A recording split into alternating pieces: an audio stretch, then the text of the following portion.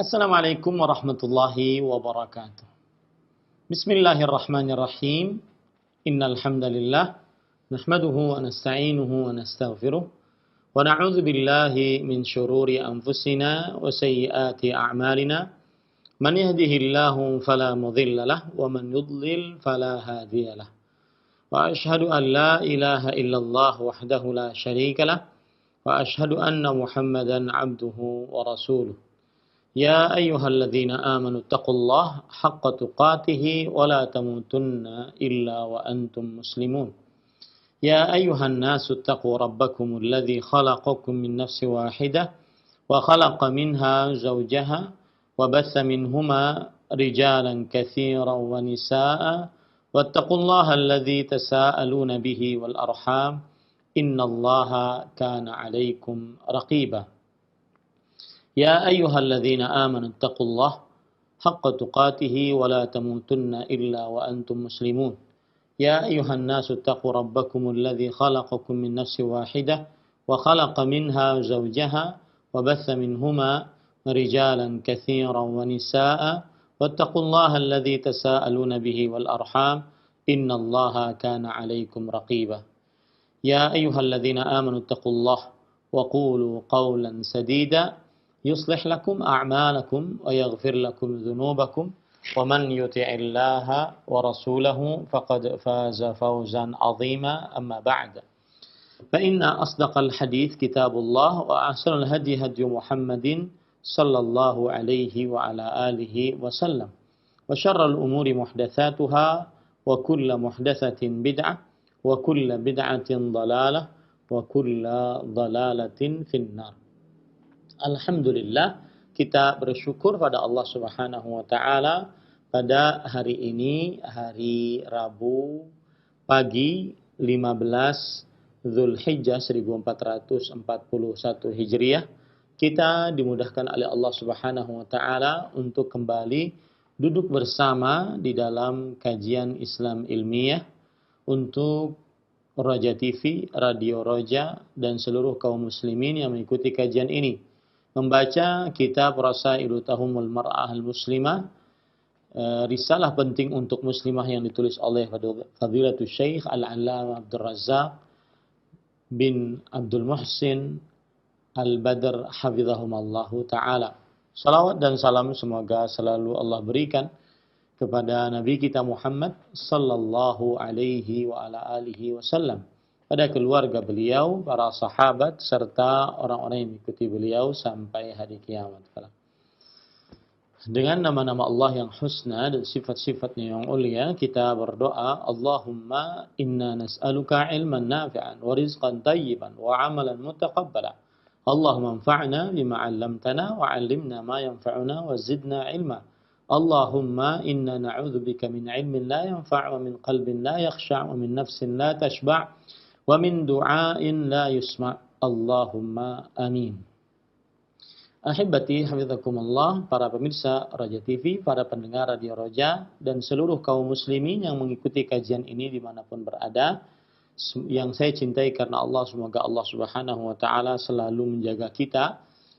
Pada kesempatan kali ini kita melanjutkan membaca kitab Risalah atau Rasail Tahumul Mar'ah al-Muslimah, risalah penting untuk muslimah, dan kita masih di dalam risalah yang kedua.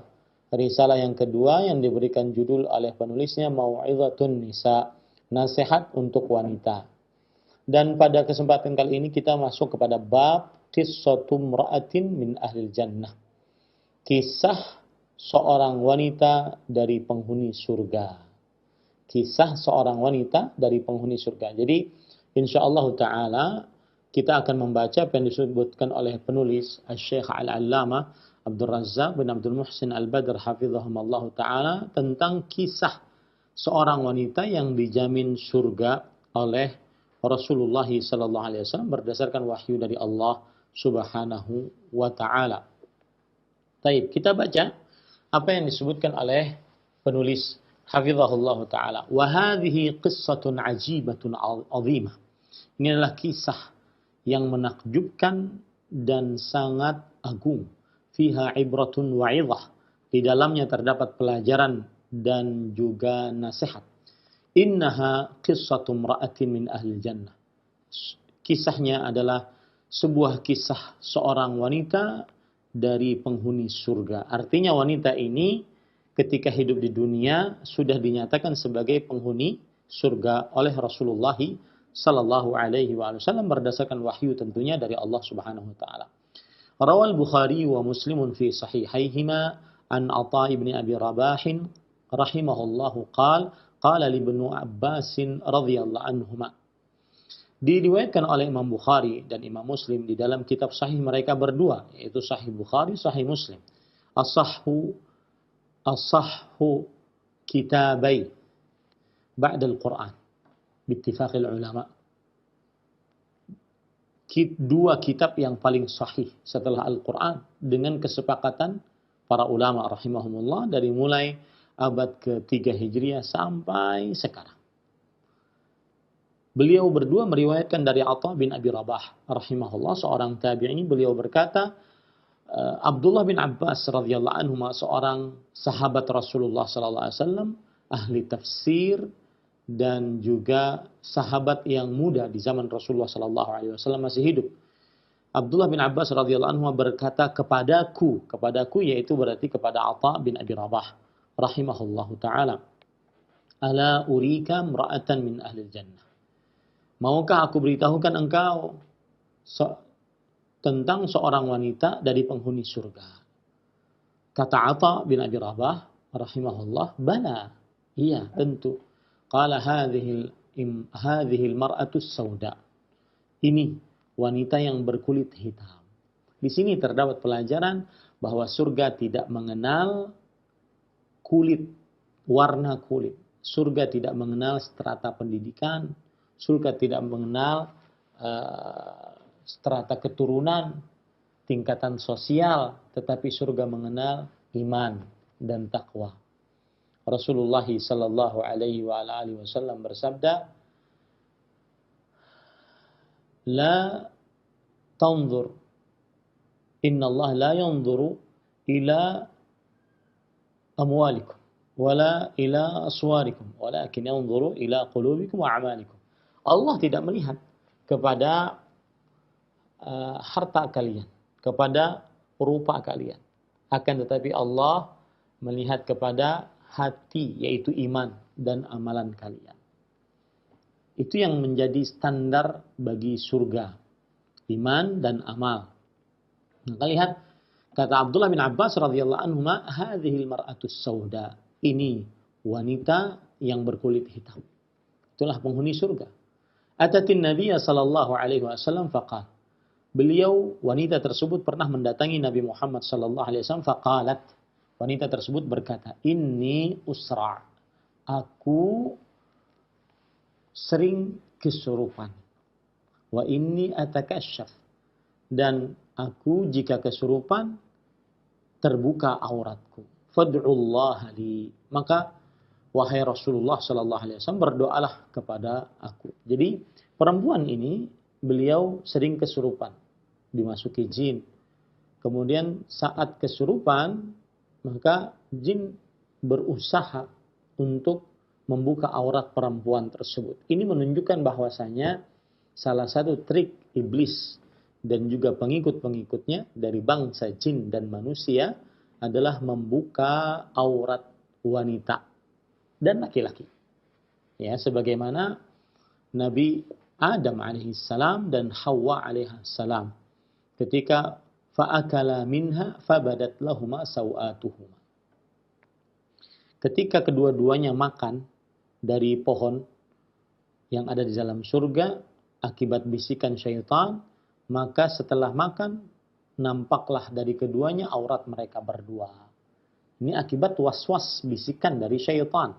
Maka saya katakan sekali lagi, salah satu target operasi iblis adalah membuat manusia, terutama perempuan, terbuka auratnya.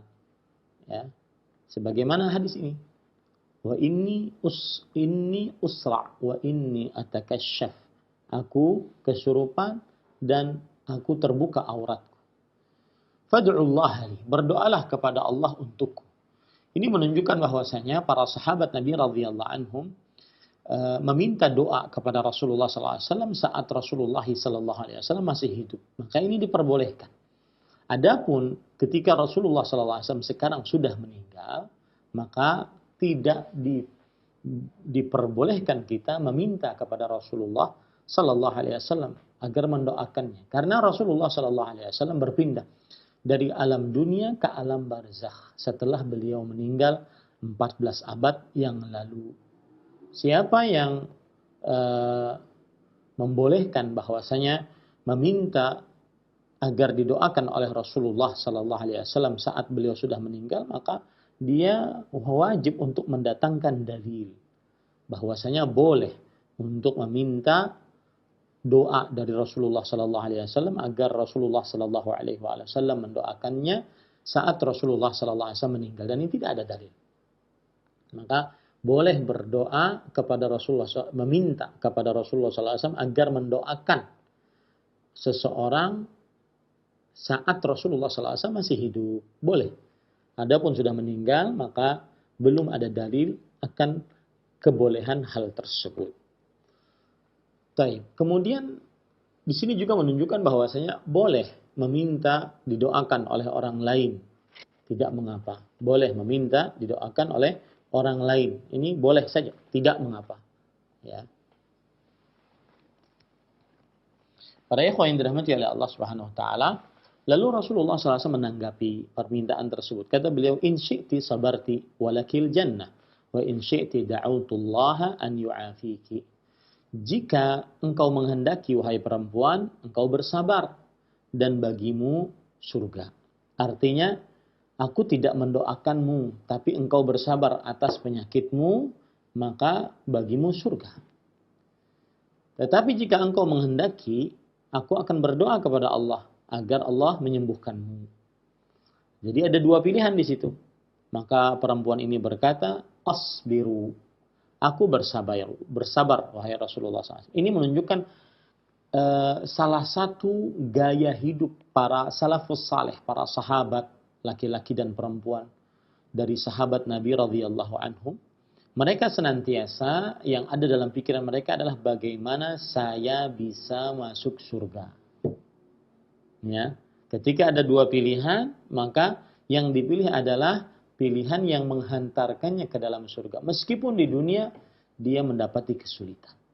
Nah, ini gaya hidup yang harus senantiasa selalu kita tiru dari para salafus saleh, para sahabat, para tabi'in, para tabi'ut tabi'in radhiyallahu anhum wa rahimahumullah. Yaitu orientasi akhirat. Rasulullah sallallahu alaihi wasallam pernah bersabda tentang hidup berorientasi akhirat. Man kanat hammuhu al-akhirah. Ada hadis yang menunjukkan akan hal itu. Man kanatil akhiratu hammahu. Barang siapa yang akhiratnya selalu ada di dalam pikirannya. Jama'allahu syamlahu wa ja'ala ghinahu fi qalbih. Allah Subhanahu wa taala akan mengumpulkan kekuatannya.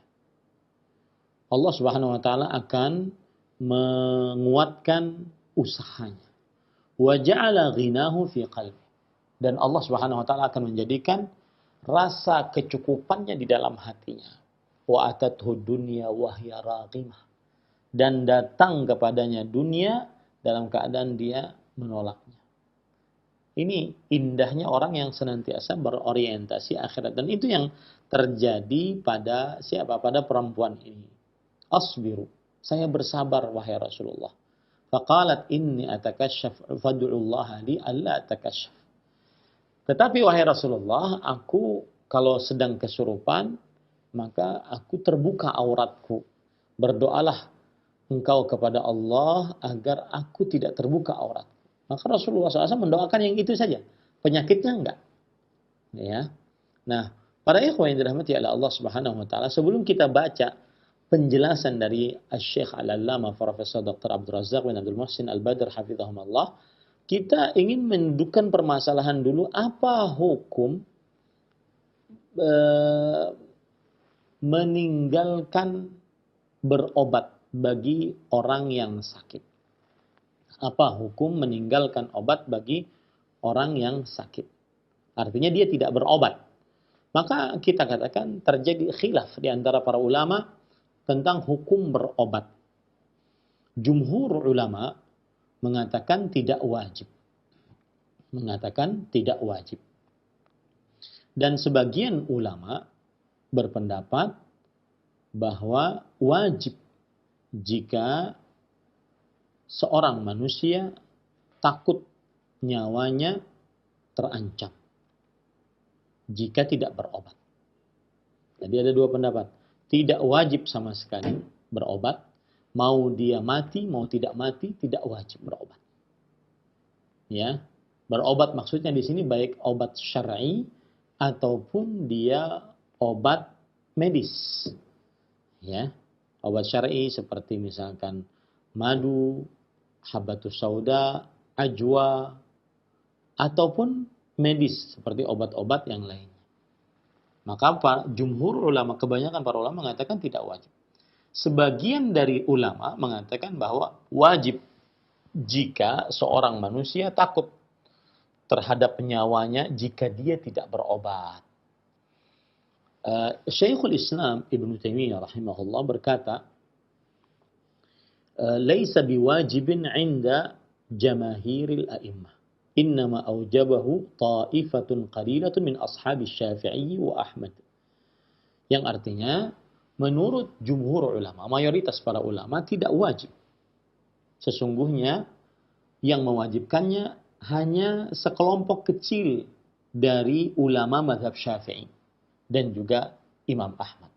Dari ulama mazhab Syafi'i dan juga ulama mazhab Imam Ahmad rahimahullahu ta'ala. Di dalam kitab Tuhfatul Muhtaj disebutkan wa naqala 'Iyadun al-ijma' ala adami wujudih. Al-Qadhi Iyad rahimahullah, seorang ulama Islam abad ke-5 Hijriah, menukilkan bahwa bahwa ijma', kesepakatan para ulama, tidak wajib berobat. Tidak wajib berobat. Wa'turidha bi anna lana wajhan biwujubihi idza kana bihi jurhun yakhafu minhu talaf.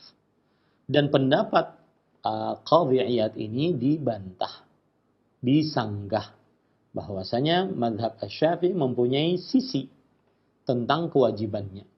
Jika pada diri seseorang ada sebuah luka yang dia khawatir nyawanya terancam, maka pada saat itu wajib baginya untuk berobat. Majma' al-Fiqh Islami, perkumpulan ahli fikih Islam, menguatkan pendapat wajib berobat. Idza kana tarkuhu yufdi ila talafin nafs. Apabila tidak berobat menyebabkan nyawanya terancam. Au ahadil a'dha, atau cacat pada anggota tubuhnya. Awil ajiz, atau kelemahan. Au kana al-maradu yantaqilu dararuhu ila ghairihi kal amradil mu'diyah. Atau penyakit tersebut menular kepada selainnya, tentunya dengan izin Allah, seperti penyakit-penyakit menular lainnya. Maka ini pendapat perkumpulan ahli fikih Islam, atau yang disebut dengan Majma' al-Fiqh al-Islami, bahwa wajib berobat jika meninggalkan berobat menyebabkan terancamnya nyawa, atau cacatnya anggota tubuh, atau kelemahan, atau penyakit tersebut bisa menular kepada yang lainnya. Wallahu alam, para ikhwan yang dirahmati oleh Allah Subhanahu wa taala, maka kita katakan bahwa asal hukum berobat tidak wajib, tetapi wajib apabila tadi mengancam nyawa, mengancam cacat anggota tubuh, kelemahan, ataupun berpengaruh kepada berpindahnya penyakit tersebut karena menular. Ini para ikhwan yang dirahmati oleh Allah Subhanahu wa taala. Nah, tetapi apabila tidak sampai kepada itu, maka tidak wajib. Ya, apabila tidak sampai kepada itu, maka tidak wajib. Ini kalau kita berbicara hukum berobat. Ada yang mengatakan wajib, tidak wajib sama sekali. Mau terancam nyawa, mau tidak terancam nyawa. Mau cacat, mau tidak cacat. Mau menular kepada yang lain, mau tidak menular. Tidak wajib sama sekali.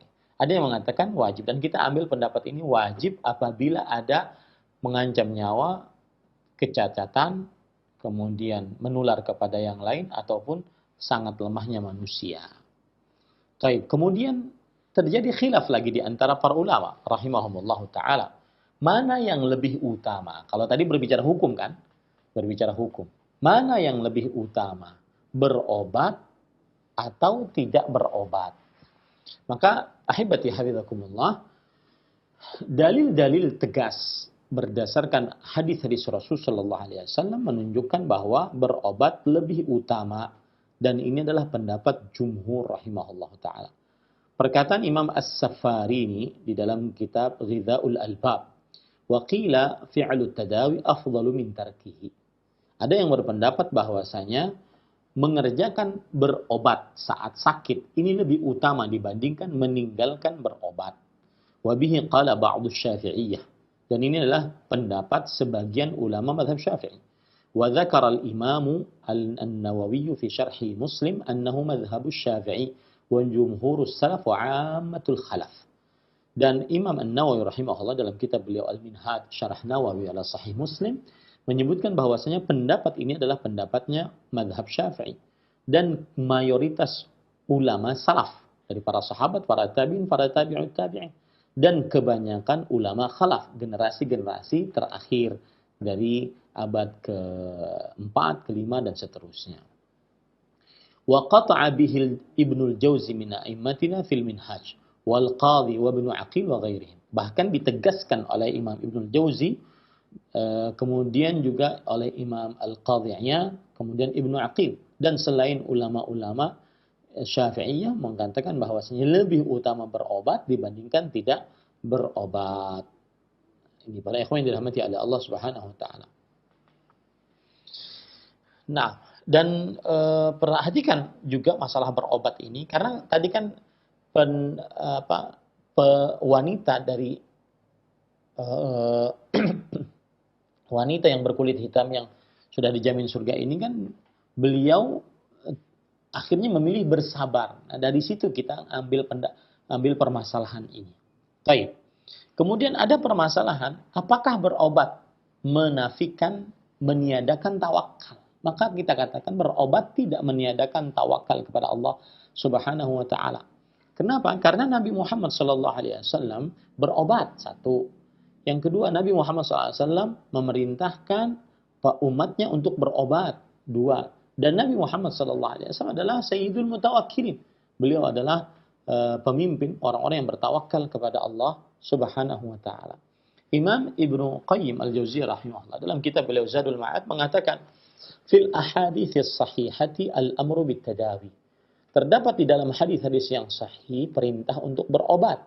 Wa annahu la yunafi tawakkula. Dan bahwa berobat tidak menafikan, tidak meniadakan tawakal.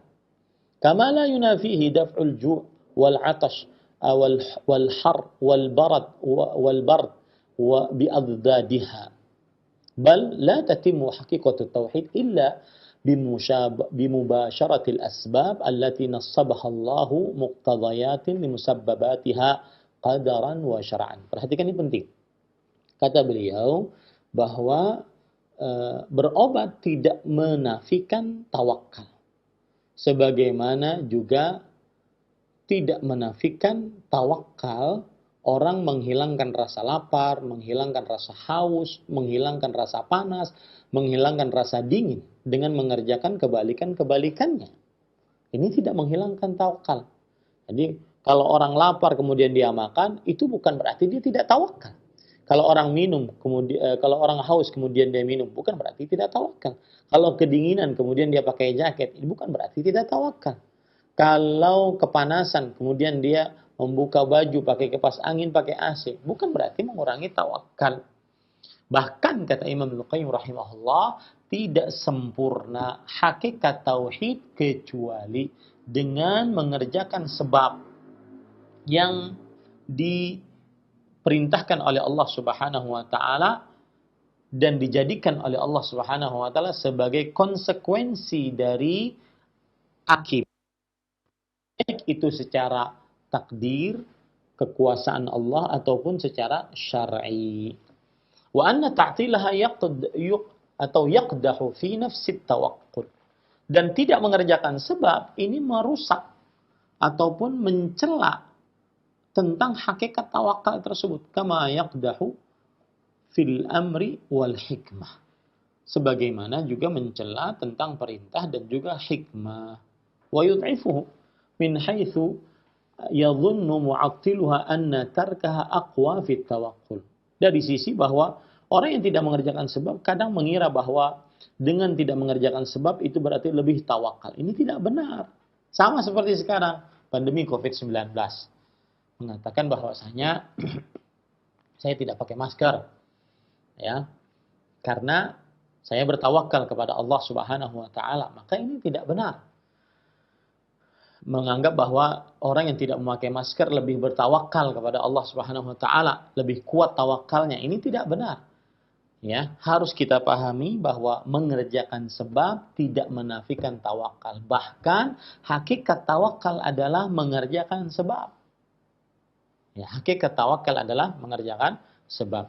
Fa inna tarkaha ajzun yunafi tawakkul alladhi haqiqatu i'timadul qalbi 'ala Allah fi husuli ma yanfa'u al-'abdu fi dinihi wa dunyahu wa daf'i ma yadurru fi dinihi wa dunyahu wa la budda ma'a hadha al-i'timad min mubasharati al-asbab wa illa kana mu'attilan lil-hikmati wash-shara' fala yaj'alu al-'abdu ajzahu tawakkulan wa la tawakkuluhu ajzan. Nah, perhatikan, ini perkataan yang sangat dalam. Beliau mengatakan sesungguhnya meninggalkan sebab ini adalah sebuah kelemahan. Orang tidak memakai masker, ini sebuah kelemahan. Ya. Bukan berarti orang yang tidak memakai masker malah tambah kuat tawakalnya, tidak. Ya. Nabi Muhammad sallallahu alaihi wasallam zahara baina dir'aini yauma Uhud. Beliau memakai 2 lapis baju perang pada peperangan Uhud.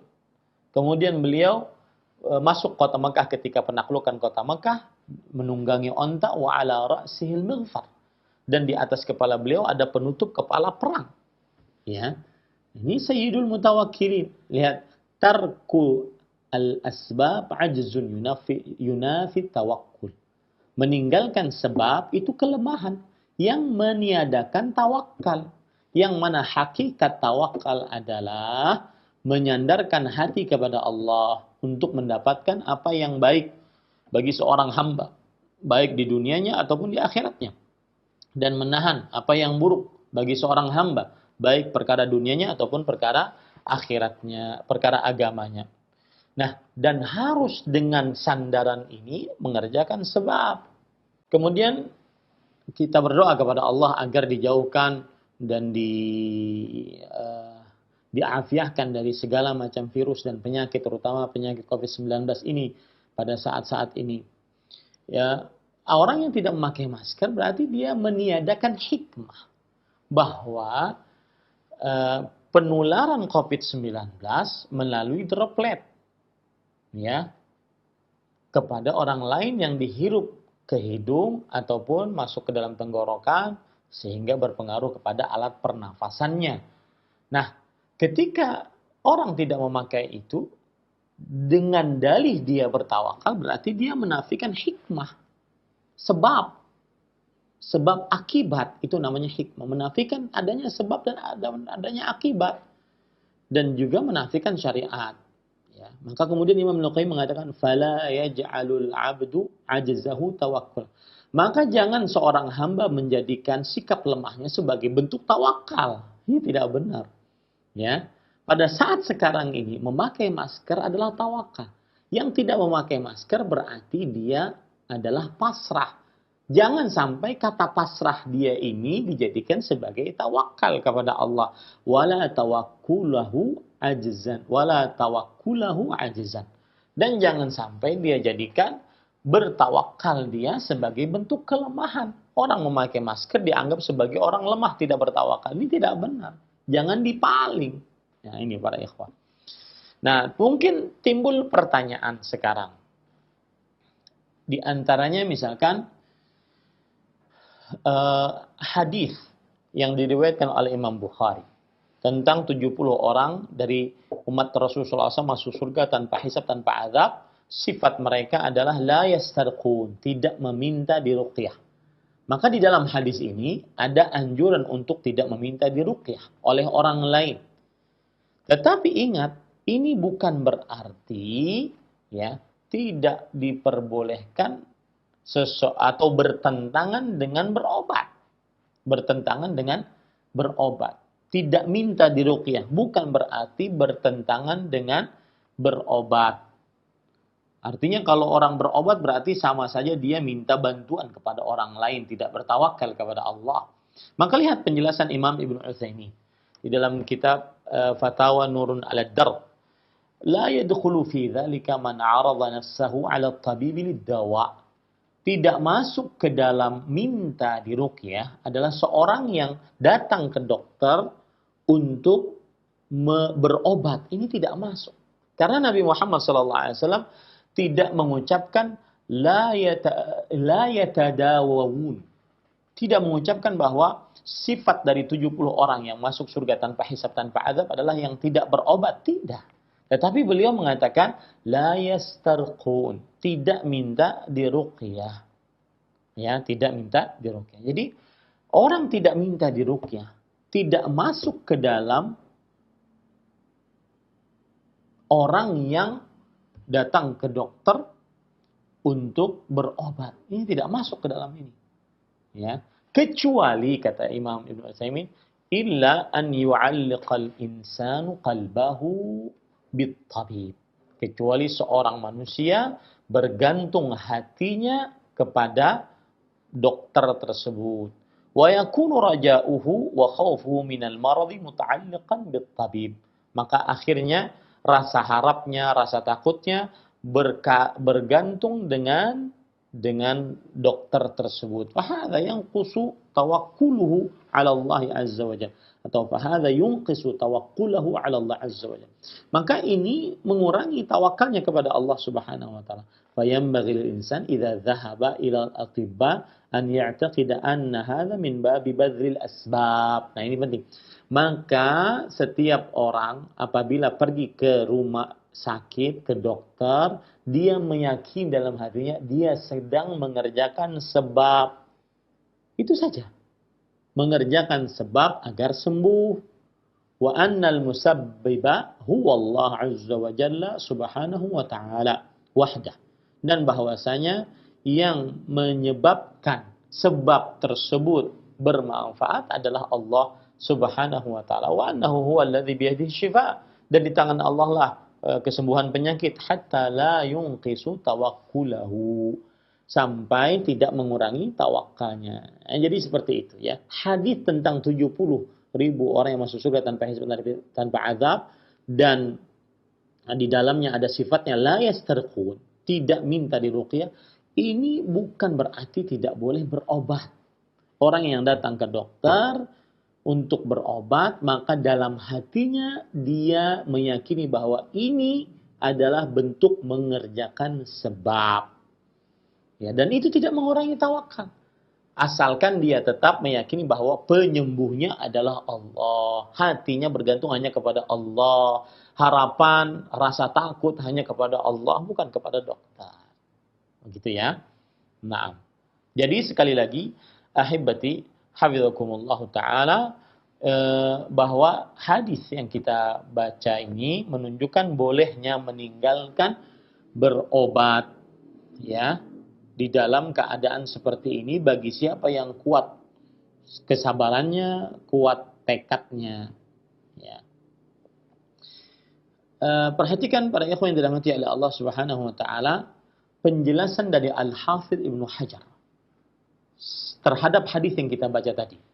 Wa fil hadithi fadlu man yusra. Di dalam hadis ini ada keutamaan siapa yang terkena penyakit sering kesurupan. Wa anna sabra ala balayad dunya yurithul jannah. Lihat, indah sekali ini. Bahwa sabar atas musibah-musibah dunia mewariskan surga. Nah, ini saya tujukan kepada yang terkonfirmasi positif COVID-19. Ingat baik-baik agar imun kita naik, agar kita lebih tenang hatinya, lebih bertawakal kepada Allah, musibah-musibah dunia mewariskan surga. Ingat kata-kata itu baik-baik. Tanamkan di dalam hati. Terus pikirkan agar kita tenang. Balayad dunya yurithul jannah. Yang artinya musibah-musibah dunia mewariskan surga. Kalau sembuh, alhamdulillah, tercatat sudah pahala kita kesabaran atas COVID-19. Kalau meninggal, maka Allah Subhanahu wa taala berarti bertakdir demikian dan juga diwariskan surga. Seperti itu, ya.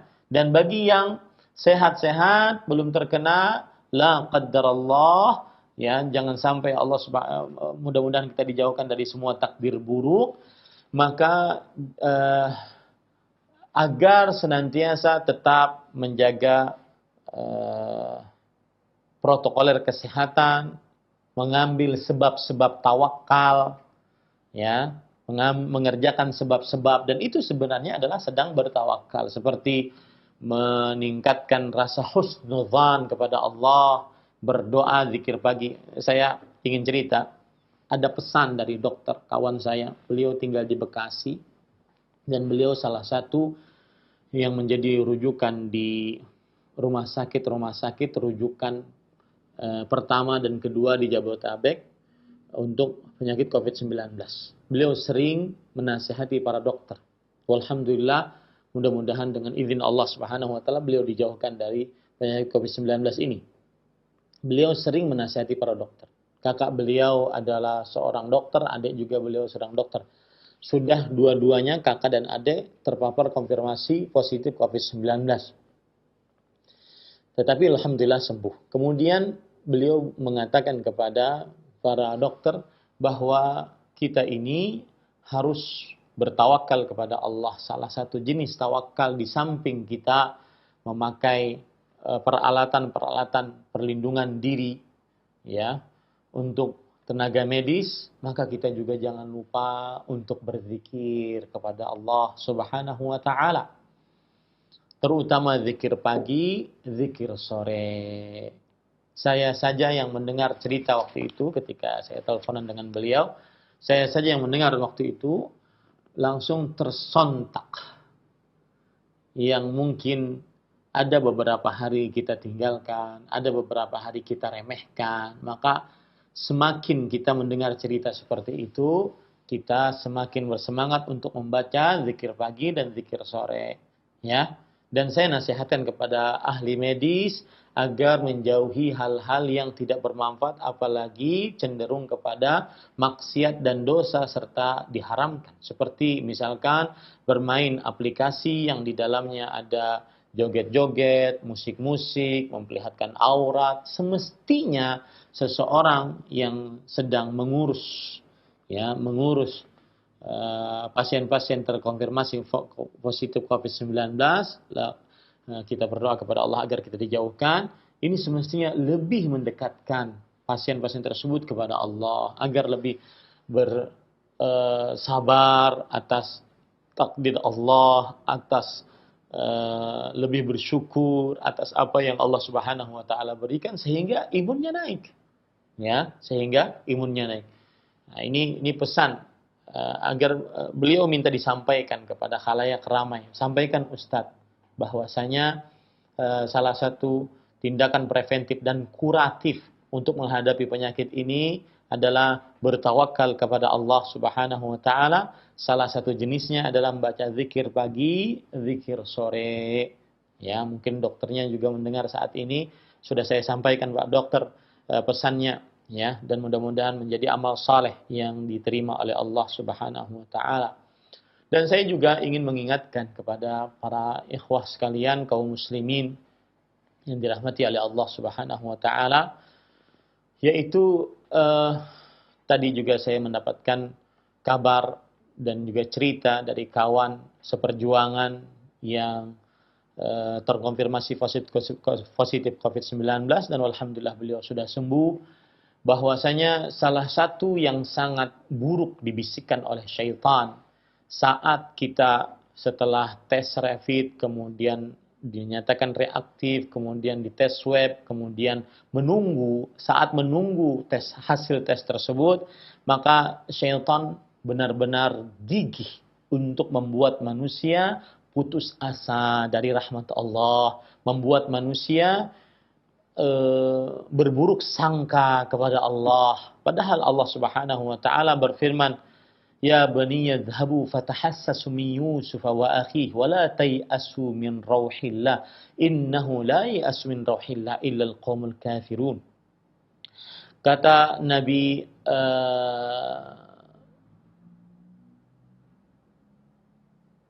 siapa bapaknya Nabi Ibrahim bin Ishaq bin Ya'qub, Nabi Ya'qub kepada anak-anaknya, "Wahai anak-anakku," yang disebut dengan al-asbat, "pergilah kalian mencari Yusuf dan saudaranya yaitu Bunyamin, dan jangan kalian putus asa. Sesungguhnya tidak ada yang berputus asa dari rahmat Allah kecuali orang-orang kafir." Maka semestinya seorang mukmin yang beriman kepada Allah, dia tidak putus asa, ya, saat dia terkonfirmasi positif COVID-19. Sekali lagi kita berdoa kepada Allah agar kita dijauhkan dari segala macam virus dan penyakit, terutama di zaman sekarang virus SARS-CoV-2 atau yang menyebabkan kepada penyakit COVID-19. Maka seorang muslim dia mempunyai iman ini, tidak boleh dia putus asa. Tidak boleh dia berputus asa dari rahmat Allah Subhanahu wa taala. Kemudian yang kedua yaitu dia senantiasa berhusnudzan kepada Allah, berbaik sangka kepada Allah Subhanahu wa taala. Kata beliau yang bercerita, teman saya seperjuangan di Kalimantan Selatan ini, bahwa beliau mengatakan saat menunggu hasil swab tersebut benar-benar bisikan iblis mengganggu. Bagaimana nanti anak, istri, orang tua, siapa yang jaga, nanti saya bagaimana setelah meninggal, dan seterusnya. Benar-benar bisikan syaitan. Maka salah satu obatnya, ana inda dhanni abdi bi. Aku sesuai dengan sangkaan hambaku kepadaku.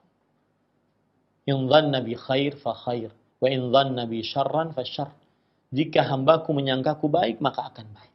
Jika hambaku menyangkaku buruk, maka akan buruk. Falyadhunna bima syaa. Maka hendaklah dia sangkakan hambaku sekehendaknya. Maka hendaklah hambaku menyangkakan kepadaku sekehendaknya. Nah ini ahibati hafizakumullahu ta'ala. Jadi tadi indah perkataan dari Al-Hafidh Ibnu Hajar Al-Asqalani, balayad dunya atau as-sabru ala balayid dunya yurithul jannah.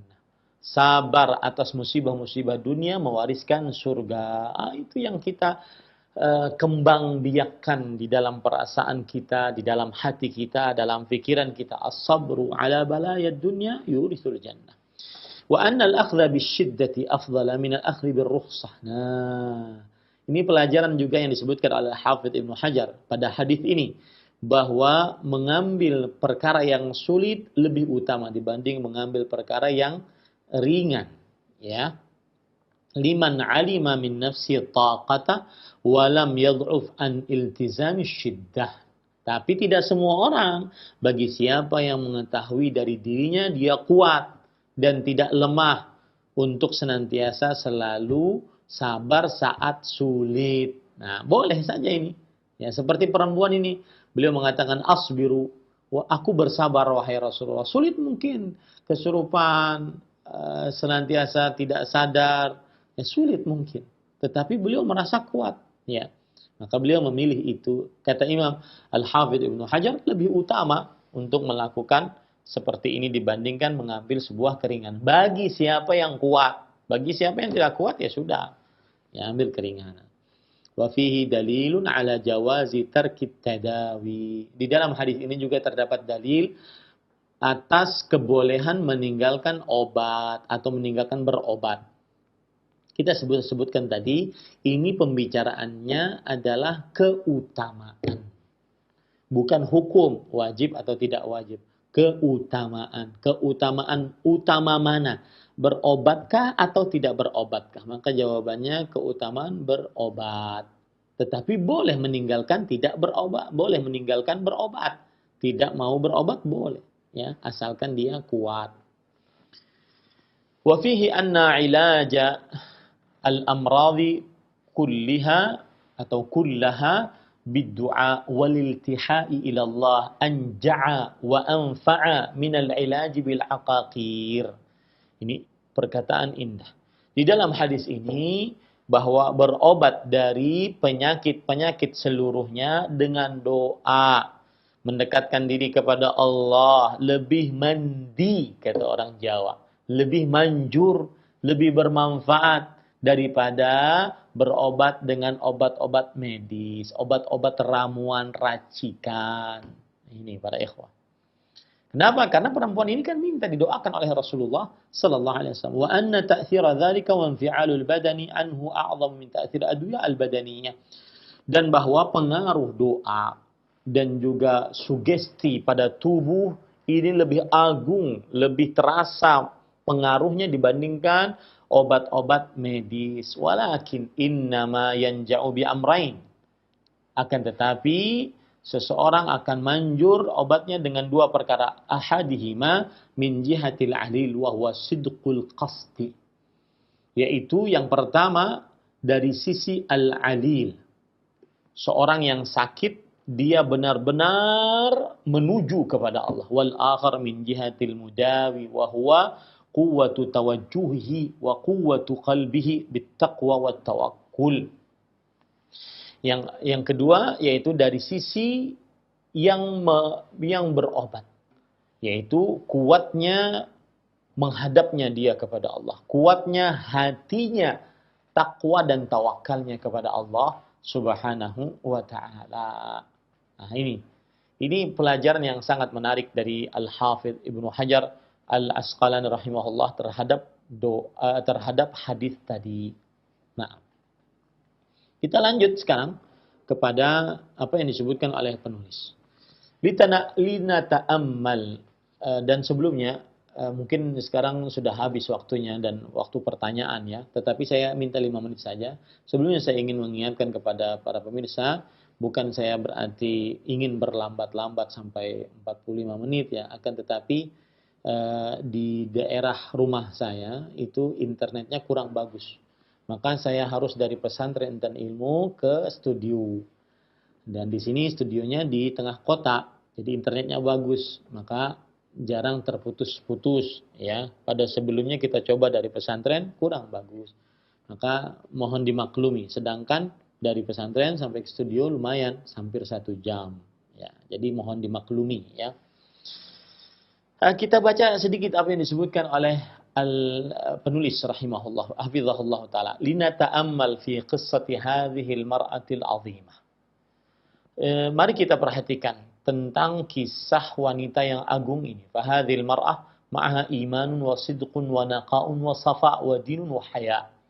Maka perempuan ini mempunyai iman, kejujuran, kesucian, kebersihan, agama, sifat malu. Wa biha hadhihi syiddah wal bala, dan dia mempunyai penyakit, ala wa huwa ma asabaha min sar' fa kana yu'arriquha wa yuqalqiluha.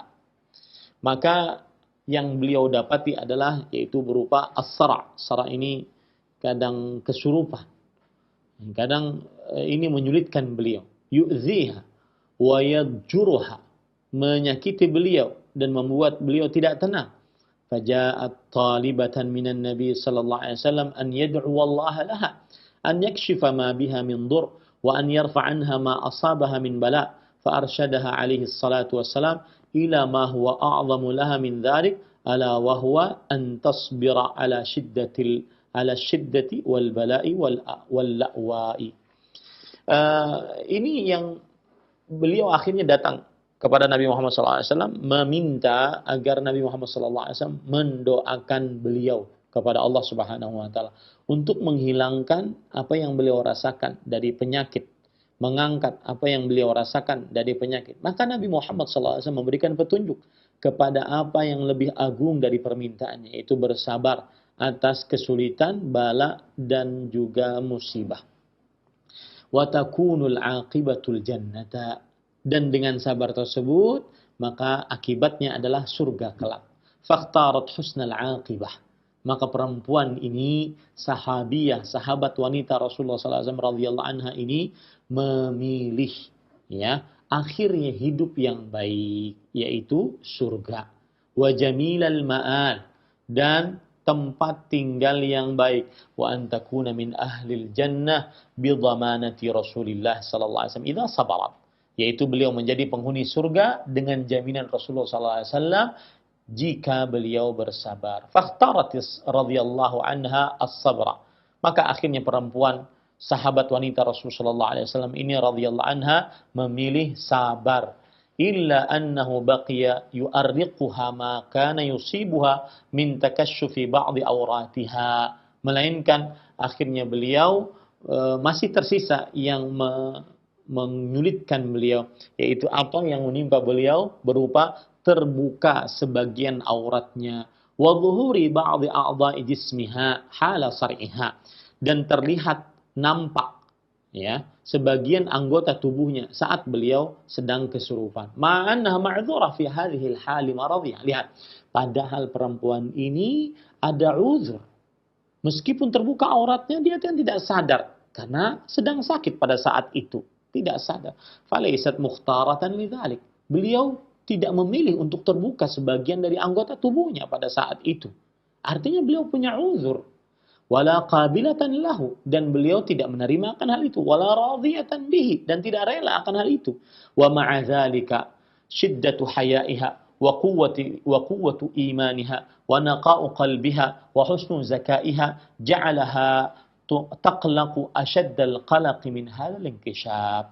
Meskipun demikian, sifat malunya yang sangat tinggi, kekuatan imannya, kebersihan hatinya, kemudian kebaikan sifatnya, kebaikan kesuciannya, menjadikan beliau merasa sempit, benar-benar sempit dengan terbukanya aurat ini. Padahal tadi beliau punya uzur, para ikhwah.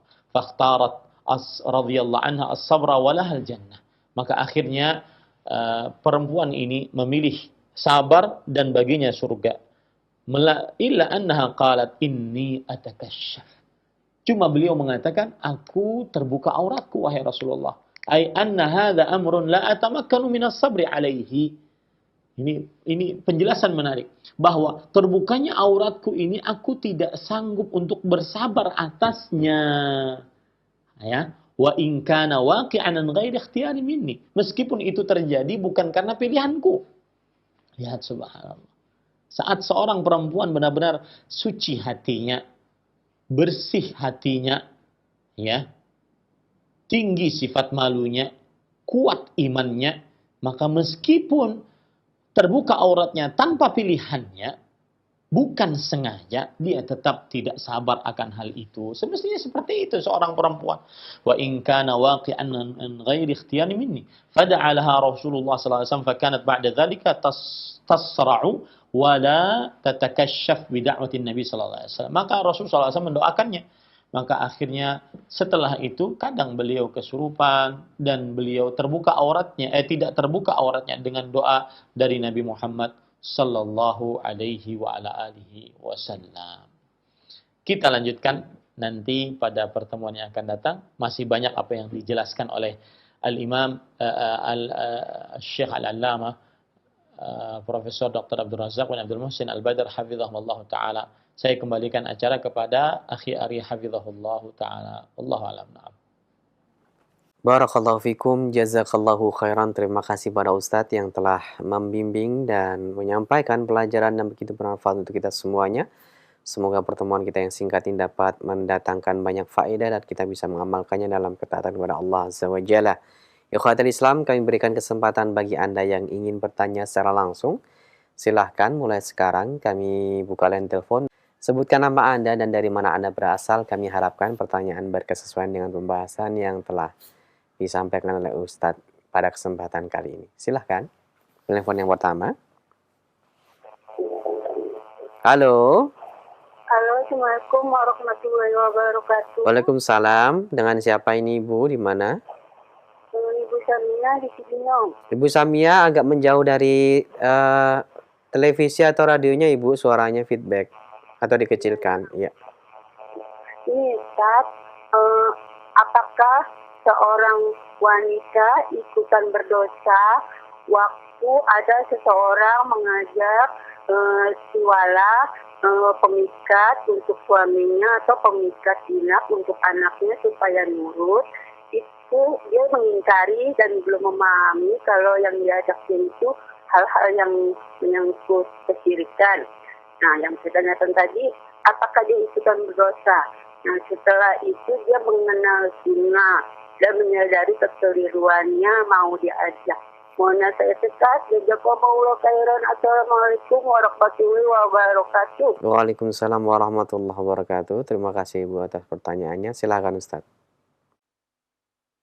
Alhamdulillah wassalatu wassalamu ala Rasulillah wa ala alihi wa sahbihi wa man wala. Ada hadis Rasul sallallahu alaihi wasallam yang berbunyi tentang pengasih, man ta'allaqa wada'atan fala atammallahu lah. Barang siapa yang menggantungkan wada'ah. Wada'ah itu artinya adalah pengasih.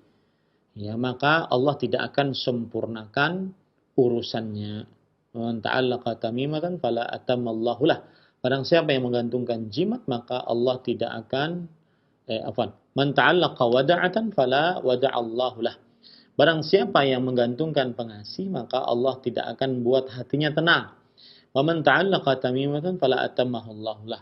Barang siapa yang menggantungkan tamimah, jimat dengan segala macam bentuknya, maka Allah tidak akan sempurnakan urusannya.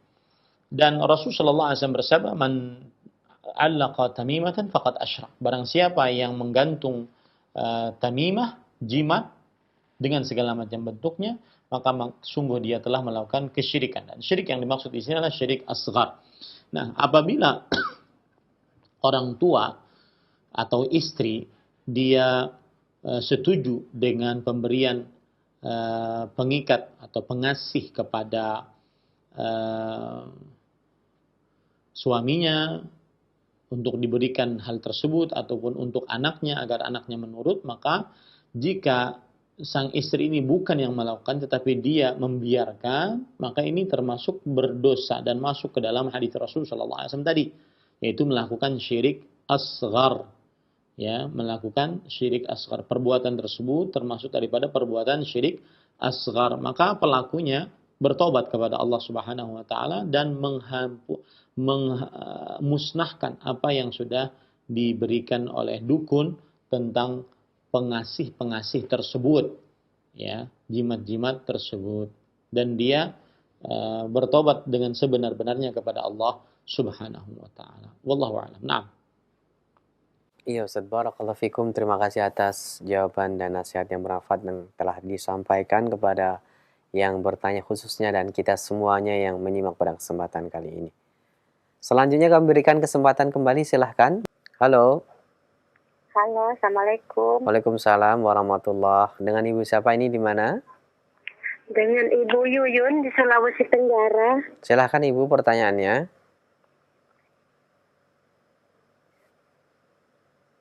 Begini Ustaz, saya ini punya anak angkat. Ya. Dia agama Nasrani, Ustaz. Kemarin waktu hari Senin saya Islamkan. Ya. Terus bagaimana selanjutnya Ustaz? Apakah dimandikan atau apakah harus dihakikah atau bagaimana Ustaz? Mohon petunjuknya. Anak angkat ya Bu ya ini ya.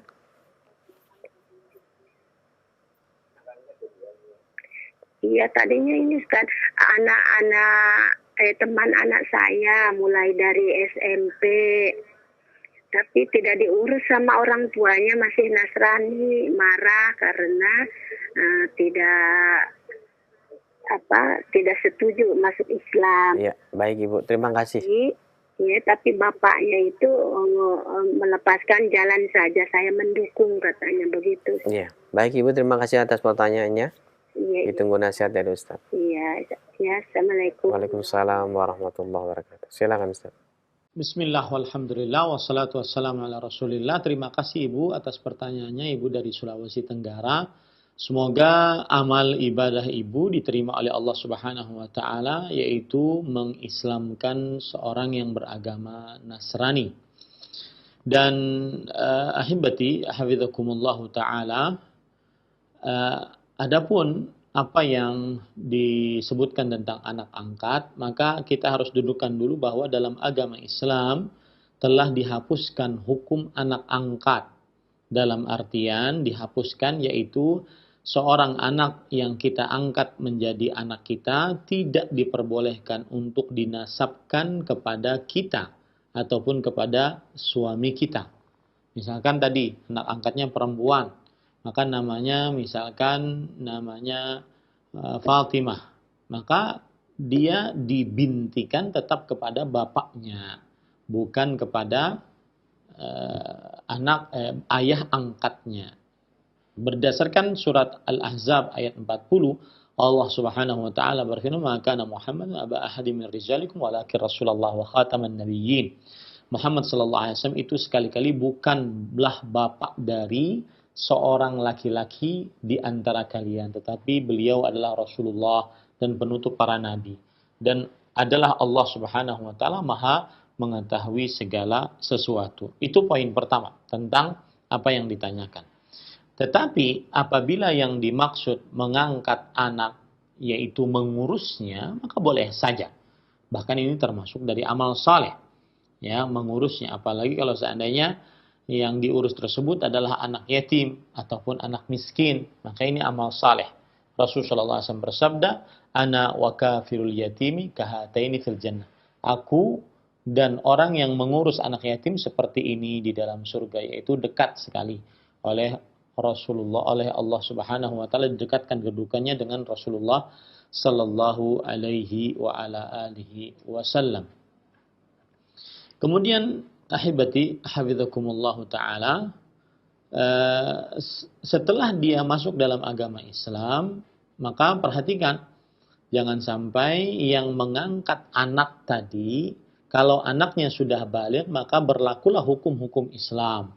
Seperti misalkan, kalau anaknya perempuan, maka sang suami tidak boleh melihat aurat perempuan, anak angkat perempuannya tersebut. Kalau seandainya dia laki-laki, maka sang istri tidak diperbolehkan berdua-duaan, bersafar, berpegangan, bersentuhan, membuka aurat di hadapan anak angkat laki-lakinya tersebut. Nah, ini para ikhwah yang dirahmati oleh Allah Subhanahu wa taala. Kemudian apa hukum yang harus dia dapati? Apakah dia harus mandi ataukah bagaimana? Maka jawabannya tidak mengapa mandi. Saya katakan tidak mengapa berarti boleh-boleh saja. Ya, tapi tidak wajib, tidak juga dianjurkan. Tidak mengapa dia mandi. Karena mungkin ketika dia sudah baligh dalam keadaan Nasrani, dia belum pernah mandi junub, maka tidak mengapa dia mandi untuk membersihkan dirinya. Tetapi apakah wajib, apakah dianjurkan, belum ada dalil khusus akan hal itu. Yang kedua berkaitan dengan nama. Tidak mengapa namanya seperti itu saja. Ya, asalkan tidak berkonotasi buruk ataupun berkaitan dengan kekhususan agama yang dianutnya sebelumnya, maka ini tidak mengapa. Tidak dirubah, tidak mengapa. Kemudian yang ketiga, apakah wajib diakikahi? Maka jawabannya, akikah itu adalah tugasnya orang tua. Rasulullah SAW bersabda, "Kullu ghulamin murahtahanun biaqiqatihi, tudbahu anhu yawma sabi'ihi, wa yusamma wa yuhlaq." Setiap anak tergadaikan dengan akikahnya, disembelihkan atasnya. Berarti yang menyembelih orang tuanya, disembelihkan atasnya pada hari ketujuhnya. Ya, kemudian dinamai, kemudian dipotong rambutnya.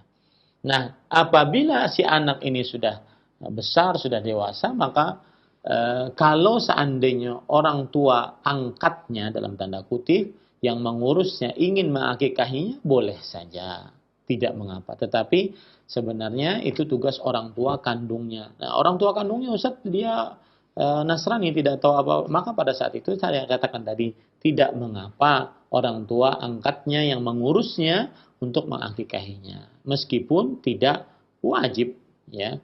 Kalau seandainya nanti dia sudah besar, misalkan orang tuanya kan masih kafir, yang aslinya orang tua kandungnya masih kafir, maka pada saat itu dia mengakikahi dirinya itu lebih utama, ya, itu lebih utama. Baik, apakah harus berkhitan? Maka jawabannya adalah iya, dianjurkan untuk berkhitan karena dia termasuk dari sunanul fitrah, yaitu Rasulullah SAW bersabda dalam hadis riwayat Bukhari dari Abu Hurairah radhiyallahu anhu, "Khamsun minal fitrah, al-khitan." 5 dari fitrah manusia. Fitrah itu artinya semestinya seorang manusia muslim melakukannya seperti itu. Yang pertama yaitu al-khitan, khitan, berkhitan. Dan ini bagi laki-laki,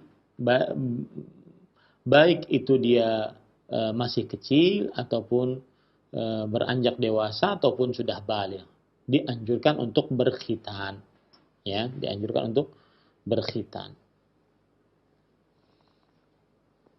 Hukumnya wajib atau tidak bagi laki-laki yang masuk ke dalam agama Islam? Maka jawabannya adalah, para ikhwan yang dirahmati oleh Allah Subhanahu wa taala,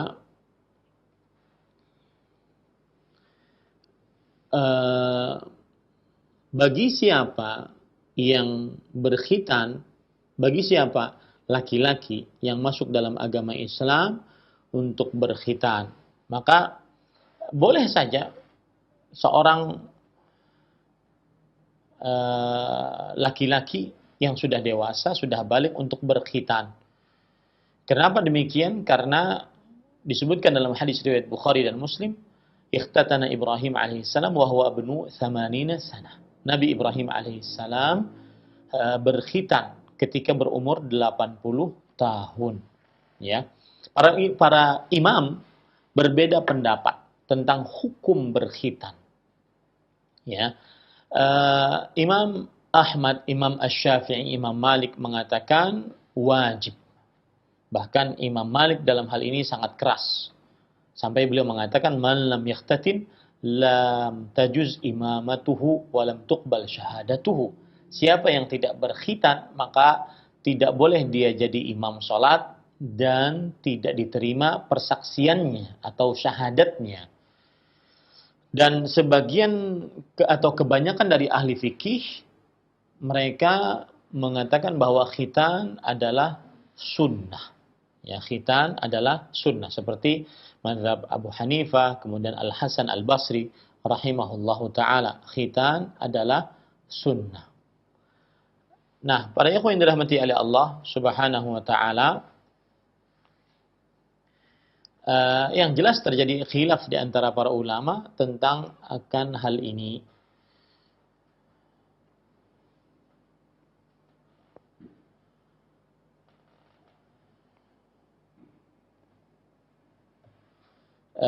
Wallahu alam, saya lebih condong kepada pendapat bahwa dianjurkan,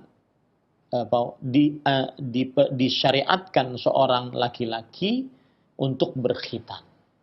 Disyariatkan seorang laki-laki untuk berkhitan. Kenapa? Karena Nabi Ibrahim alaihissalam, beliau berumur 80 tahun berkhitan. Ya, beliau berumur 80 tahun berkhitan.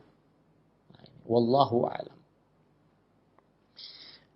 Yang jelas terjadi khilaf di antara para ulama, ada yang mengatakan wajib, ada yang mengatakan sunnah, dan lebih condong kepada pendapat wajib sebagaimana mazhab Imam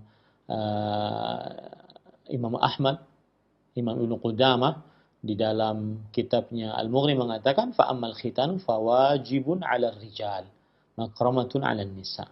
Adapun khitan wajib atas laki-laki dan kemuliaan atas perempuan. Artinya laisa biwajibin alaihinna, tidak wajib atas perempuan. Nah, ini beberapa hukum yang berkaitan dengan seorang yang masuk dalam agama Islam. Menarik juga, nanti saya akan kupas mungkin insyaallah di judul tersendiri, hukum orang yang baru masuk Islam.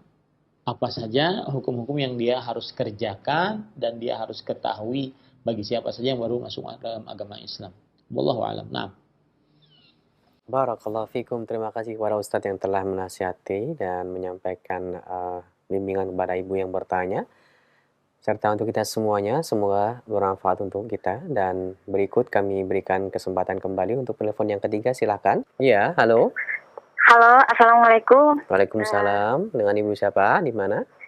Dengan hamba Allah di Fakfat. Ya, silakan. Begini Pak Ustadz, saya mau bertanya, saya seorang istri, kami punya usaha kecil-kecilan di rumah Pak Ustadz. Yang kendalanya ini Pak Ustadz, ketika belanja ke pasar, ketika mau beli barang untuk kios, biasanya kan saya Pak Ustadz ya, tapi semenjak saya dengar bahwa hukum kholwat, apa itu saya tidak amalkan lagi, maksudnya saya ikuti perintah Allah begitu Pak Ustadz. Selanjutnya suami saya yang selalu belanja, tapi suami mengeluh Pak Ustadz di saya, katanya dia dianggap sebagai budak. Tapi kalau saya mau pergi belanja Pak Ustadz, di sini kita tidak sembarang naik angkutan umum, ongkos angkutan dengan ojek itu Pak Ustadz sama, baru tidak ada ojek perempuan. Jadi kalau naik angkutan umum itu dipastikan itu berkholwat Pak Ustadz, apalagi harus naik ojek. Bagaimana ya Pak Ustadz ya? Terima kasih Pak Ustadz. Assalamualaikum warahmatullahi wabarakatuh. Waalaikumsalam warahmatullahi wabarakatuh. Silakan Ustadz.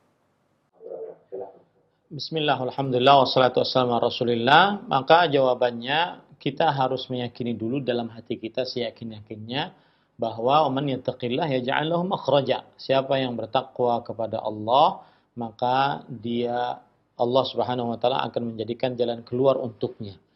Adapun seorang perempuan keluar rumah untuk berbelanja, maka jawabannya dia tidak tercela asalkan dengan berbagai macam syarat. Yang pertama, dia harus berhijab syar'i. Yang kedua, sangat keperluan untuk keluar tersebut. Yang ketiga, kalau seandainya dia keluar rumah, maka pada saat itu dia lebih baik, bukan wajib ya, lebih baik ditemani oleh suaminya, minimal untuk mengangkat barangnya, untuk menolongnya, untuk menemaninya di jalan dan semisalnya. Maka saya nasihatkan kepada ibu yang berbelanja dan juga kepada suami dari ibu ini, maka saling tolong menolonglah di dalam keperluan belanja untuk berdagang. Kadang suami yang berbelanja, kadang kalau seandainya istri yang mau ikut, maka suaminya mengantarkannya. Apabila suaminya mengantarkannya, apa yang disebutkan tadi, seperti misalkan di dalam angkot dia berikhtilat, kemudian tidak ada ojek kecuali laki-laki, maka itu bisa teratasi karena ada suaminya. Ya, karena ada suaminya. Kemudian permasalahan angkot yang berikhtilat, maka jawabannya adalah kalau seandainya tidak ada selain angkot tersebut transportasi yang mengantarkannya ke pasar, pulang dan pergi, maka pada saat itu tidak mengapa dia memakai angkot, asalkan dia menjaga auratnya, menjaga benar-benar agar tetap jauh dari para lelaki. Ya, karena ini sesuatu yang ma ta'ammu bihil balwa, sesuatu yang tidak bisa dielakkan secara umum. Susah untuk seseorang mencari angkot khusus perempuan, ya. Di beberapa daerah ada ojek khusus perempuan, di beberapa daerah lain tidak ada. Maka pada saat itu dia memilih yang banyak artinya alat transportasi yang orang banyak di dalamnya, tidak berduaan dengan ojek, dia ikut di situ, tetapi dia tetap jaga sifat malunya, kemudian tidak bersentuhan dengan laki-laki yang bukan mahram, jaga pandangannya, jaga hatinya, ya, dan lebih utama lagi ditemani oleh suaminya jika memang suaminya sanggup untuk menemaninya, ya, seperti itu. Kecuali kalau seandainya safar, berbelanjanya dalam keadaan jauh, safar, maka pada saat itu dia wajib ditemani oleh mahramnya. Rasulullah SAW bersabda, la tusafir mar'a illa wa ma'aha dhi mahram. Tidak boleh seorang perempuan bersafar kecuali bersamanya mahramnya. Wallahu a'lam. Jazakallahu khairan, dan kami akan bacakan untuk pertanyaan terakhir di pertemuan kita, sekaligus kami mohon ihtitam dari Ustadz. Dari hamba Allah di Jakarta, Ustadz, saya mempunyai anak perempuan berumur 20 tahun, belum dikhitan. Apakah wajib dikhitan sekarang? Silakan Ustadz. Bismillah, walhamdulillah, wassalatu wassalamu ala rasulillah wa ala alihi wa sahbihi wa man walah. Apa hukum khitan untuk perempuan? Para ikhwan yang dirahmati oleh Allah subhanahu wa ta'ala, terjadi khilaf di antara para ulama rahimahumullah ta'ala hukum perempuan berkhitan. Yang jelas para imam ahli fikih bersepakat disyariatkan untuk berkhitan. Ya, disyariatkan untuk berkhitan. Itu tidak ada perbedaan pendapat di antara mereka. Baik laki-laki ataupun perempuan disyariatkan. Artinya ini merupakan syariat Islam untuk berkhitan. Nah, mereka berbeda pendapat di dalam hukumnya. Apakah dia dianjurkan ataukah dia wajib, ya. Maka wallahu alam, para ikhwan dirahmati oleh Allah Subhanahu wa taala, Komite Tetap untuk Fatwa dan Riset Ilmiah Kerajaan Arab Saudi mengatakan al-khitanu min sunanil fitrah. Khitan itu adalah daripada kesunahan-kesunahan fitrah. Artinya sesuatu yang semestinya seorang muslim melakukannya. Wa huwa lidzukuri wal inath. Dan dia disyariatkan untuk para lelaki dan para perempuan. Illa annahu wajibun fi dzukur wa sunnatun wa makramatun fi haqqin nisa. Tetapi dia wajib untuk laki-laki dan sunnah kemuliaan untuk seorang perempuan, ya. Maka hukumnya jika dia sudah berumur 20 tahun tetap disyariatkan untuk berkhitan dan hukumnya sunnah. Ya, hukumnya sunnah. Ini para ikhwan, dan kita menyelisih pendapat sebagian ahli medis yang mengatakan bahwasanya, ini saya pernah dapat cerita di beberapa negara Eropa, kadang-kadang ada orang, sebagian ya, orang dari Indonesia ingin tinggal di negara Eropa, dia memakai alasan ini. Dia bawa anak perempuannya dalam visa kunjungan ke Eropa. Kemudian dia mengaku di sana bahwa anak perempuan saya ingin dimutilasi. Dalam tanda kutip sebenarnya adalah khitan. Maka orang-orang ahli medis di negara barat, mereka menganggap bahwa khitan bagi perempuan adalah mutilasi. Nah, ini tidak benar. Tidak sesuai dengan syariat Islam. Tidak sesuai dengan syariat Islam. Maka khitan wajib bagi laki-laki menurut mazhab Imam Ahmad, Imam Syafi'i, Imam Malik. Dan sunnah bagi laki-laki menurut mazhab Imam Abu Hanifah. Pendapat yang lebih kita kuatkan tadi adalah wajib. Adapun perempuan, maka dia sunnah wa makramah. Dia adalah dianjurkan dan kemuliaan bagi perempuan. Ya, semoga yang disampaikan ini bermanfaat, dan sebagai penutup saya ingin mengingatkan sekali lagi kepada para sekalian yang pasien terkonfirmasi positif COVID-19 agar tetap berhusnudzan kepada Allah, berbaik sangka kepada Allah. Tanamkan baik sangka, yakini pasti baik-baik, niscaya cepat sembuh. Kemudian yang kedua, jangan putus asa. Yang ketiga, tetap zikir pagi, zikir sore. Jauhkan dari maksiat. Jauhkan tuh dari aplikasi-aplikasi yang cuma joget, kemudian musik. Semestinya lebih banyak berzikir, lebih banyak baca Quran, lebih banyak berdoa kepada Allah Subhanahu wa taala. Ya, adapun yang seorang yang sehat dan belum terkonfirmasi positif, banyak-banyaklah dia mengerjakan tindakan-tindakan kuratif yang syar'i, tindakan preventif yang syar'i, seperti zikir pagi, zikir sore, nah, kemudian banyak-banyak berdoa agar dijauhkan daripada bala penyakit, terutama COVID-19 yang sedang mewabah pada saat-saat ini. Saya pribadi sebagai pimpinan pesantren sangat berat menghadapi seperti ini karena kita berhadapan dengan santri-santri yang pengajarannya jarak jauh secara online, dan ini sangat memberatkan kita di dunia pesantren. Kita berdoa dengan nama-nama Allah yang husna dan sifat-sifat yang ulia. Allahumma rfa' anna hadzal bala wal waba ya arhamar rahimin ya qawiyyu ya aziz. Allahumma rfa' anna hadzal bala wal waba ya arhamar rahimin ya qawiyyu ya aziz ya syafi anta syafi la shifa illa shifa'uk shifaan la yughadiru saqaman wala alama. Allahumma rabban nas mudhibil ba's ishfi anta syafi la shifa illa shifa'uk shifaan la yughadiru saqaman wala alama. Sallallahu nabiyana Muhammad walhamdulillahi rabbil alamin. Wassalamualaikum warahmatullahi wabarakatuh.